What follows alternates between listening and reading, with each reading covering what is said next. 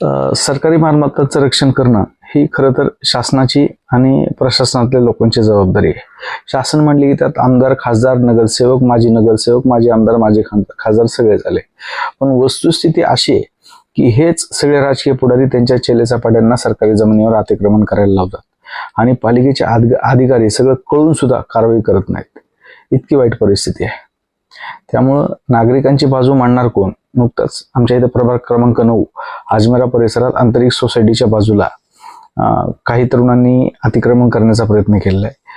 ही बाब निश्चितच आंतरिक सोसायटीला रहिवाशी ग्रीनफील्ड, समोरची नवजीवन सोसायटी, नंदनवन सोसायटी, स्वप्ननगरी, मनीष गार्डन ह्या लोकांना रुचलेलं नाही. त्यामुळे त्यांनी पिंपरी चिंचवड शहर जिल्हा काँग्रेस कमिटी सामाजिक न्याय विभागाकडे तक्रार मांडल्यानंतर आपण पालिका प्रशासनाला कळवलं.